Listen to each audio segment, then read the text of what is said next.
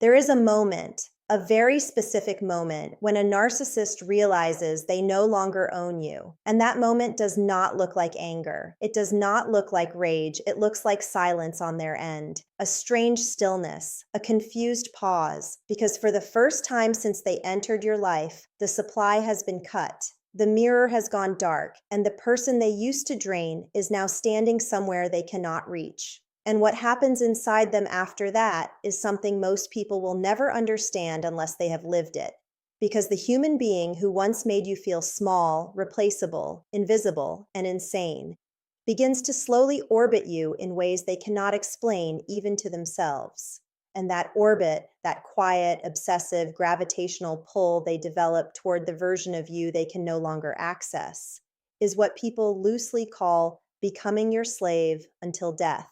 Not in any literal sense, not in any physical sense, but in the psychological sense, in the sense that their nervous system becomes permanently tethered to the absence of you. And before I take you deeper into what this really means and how it actually works inside the mind of a narcissistic personality, I need you to do one small thing: subscribe to this channel, because what we talk about here is not surface level.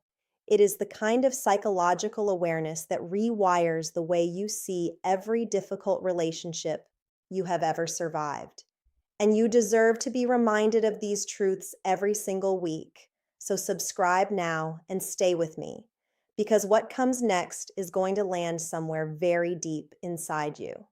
Understand this clearly. A narcissist does not love you. A narcissist consumes you. And the difference between those two things is the difference between being chosen and being harvested. You were never a partner to them. You were a resource, a regulated source of emotional fuel that kept their fragile internal world from collapsing in on itself. And the reason they seemed so intensely interested in you at the beginning was not because they saw your soul. It was because they sensed your supply, your empathy, your willingness to explain yourself, your tendency to overfunction, your habit of staying calm while they spiraled, your gift for absorbing chaos and turning it into peace. All of that was currency to them, and they spent it freely because they believed it would never run out. But something happens inside a person who has been used like this for too long, something quiet, something almost holy. You begin to feel a kind of exhaustion that sleep cannot fix, a kind of loneliness that their presence makes worse, a kind of confusion that no conversation with them can resolve. And that exhaustion is not weakness. That exhaustion is your nervous system finally telling you the truth. Your mind has been too loyal to admit that this person is not safe, that this person was never safe, and that no amount of love poured into them will ever fill the hole they were born carrying. The shift begins the moment you stop explaining yourself, the moment you stop chasing clarity from someone whose entire power depends on keeping you confused, the moment you stop reacting to the bait, the silent treatment, the sudden warmth, the manufactured crisis, the triangulation, the rewriting of history, the gaslighting that made you question whether your own memory could be trusted. The moment you stop participating in the emotional economy they built around your pain, something extraordinary happens. You become unreadable to them. And an unreadable target is a terrifying thing to a narcissist because their entire sense of self is constructed through the reactions of other people. They do not have a stable internal identity. They have a performance, and that performance requires an audience. And you, for years, were the most reliable audience they had ever found. You clapped when they needed applause. You cried when they needed power. You apologized when they needed innocence. You stayed when they needed proof that they were lovable. And the second you stop doing any of that, the entire stage collapses and they are left standing in a spotlight with no script, no reaction, no mirror, just the unbearable echo of their own emptiness. This is where the so-called slavery begins. And again, I want you to hear me carefully. This is metaphorical, this is psychological, this is internal. No one becomes anyone's literal property. What actually happens is far more interesting and far more permanent. The narcissist becomes obsessed with the version of you they can no longer manipulate. They become haunted by your calm, by your distance, by your refusal to argue, by the strange new softness in your voice that no longer contains fear. They begin to study you from a distance. They begin to ask mutual friends about you. They begin to show up in places they know you might be. They begin to send messages that seem random but are carefully engineered to test whether the door is still open. And even when you do not respond, especially when you do not respond, the obsession deepens because nothing destabilizes a narcissist more than a former source of supply who has discovered self-respect. You become the unsolved problem of their life, the one person they could not break, the one mirror that walked away while still intact, and that unresolved psychological wound stays with them in a way that no new relationship, no new supply, no new performance can ever fully cover. They will replace you on the surface, quickly, sometimes shockingly quickly. But underneath that replacement is a quiet, gnawing, lifelong awareness that you were the one who saw them clearly and chose to leave anyway, and that awareness is the leash they will carry until the day they die. Now, I need you to understand why this works, because if you do not understand the mechanism, you will be tempted to break it. You will be tempted to check on them, to explain one more time, to give one more chance, to answer one more message. And every time you do that, you reset the entire process. So listen carefully. Narcissists are addicted to emotional reactivity. Your pain is their proof of significance. Your anger is their evidence of power. Your tears are their validation of importance. Even your hatred is fuel, because hatred still means they occupy space in your mind. The only thing that genuinely starves them is your indifference, real indifference, not performed indifference, not loud indifference, not the kind you announce on social media, but the deep, settled, almost spiritual indifference of someone who has finally understood that this person is not a mystery to be solved, but a pattern to be released.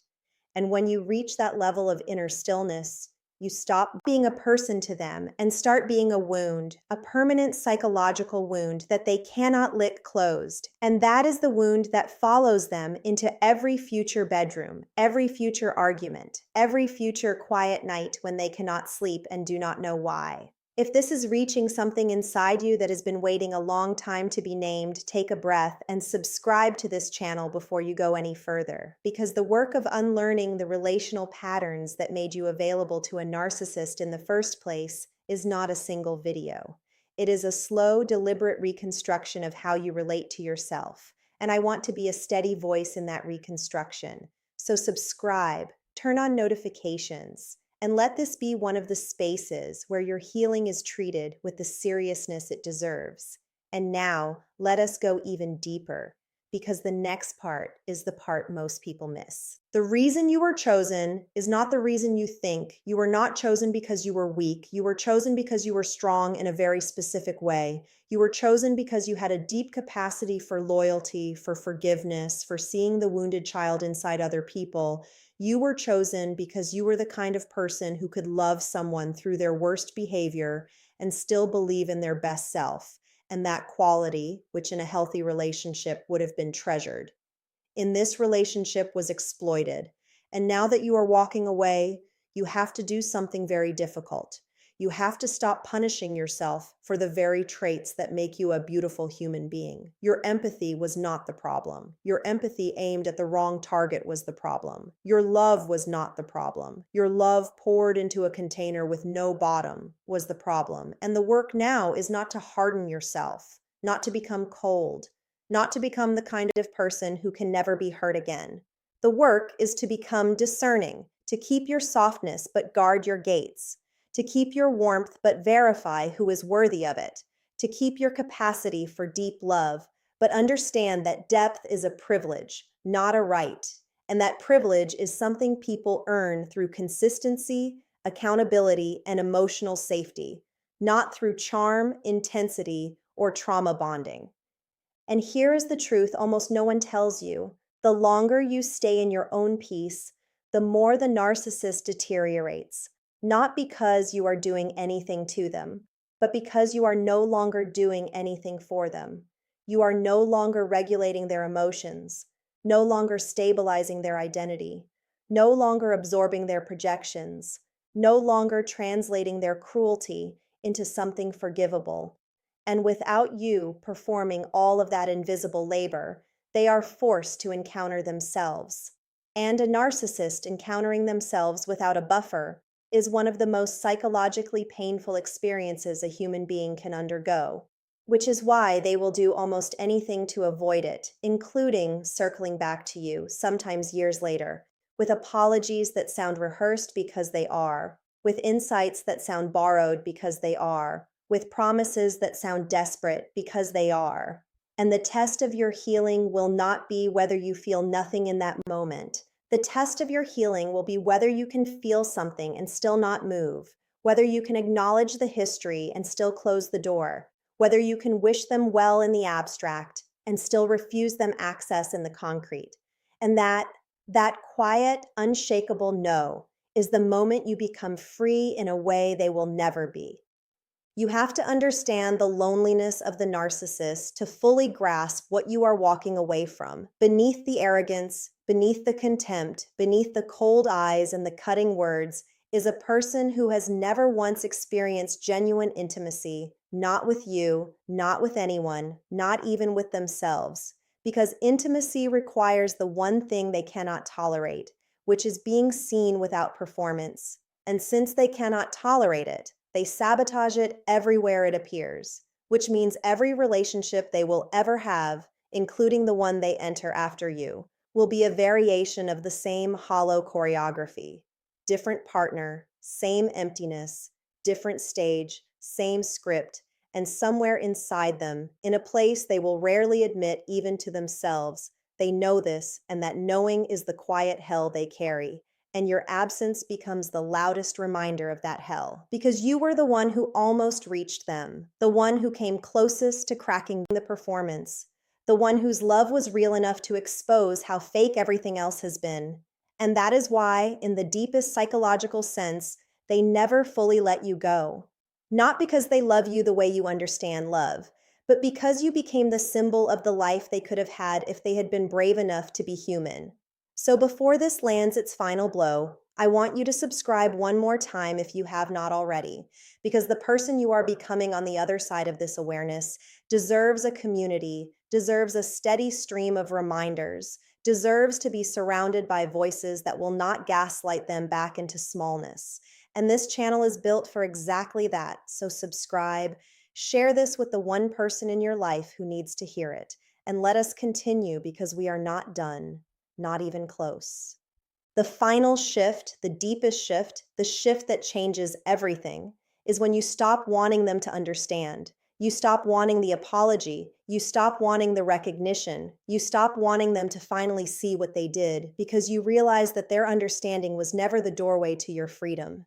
Your understanding was, and the day you no longer need them to validate your reality is the day their power over you ends completely. And from that day forward, whatever they do, whatever they say, whatever performance they stage to pull you back into the orbit, lands on a different person. A person who has rebuilt her nervous system from the inside out. A person who has learned that peace is not boring, that calm is not emptiness, that stability is not the absence of love, but the presence of safety. And that person, the person you are becoming right now as you listen to this, is someone the narcissist will study for the rest of their life and never fully comprehend. Because you will have done the one thing they were never able to do. You will have chosen yourself fully, quietly, irreversibly. And that choice, that single choice repeated every day in 1,000 small ways, is the chain that binds them to the memory of you forever while you walk further and further into a life they can no longer touch. And somewhere out there, in a quiet moment they did not plan for,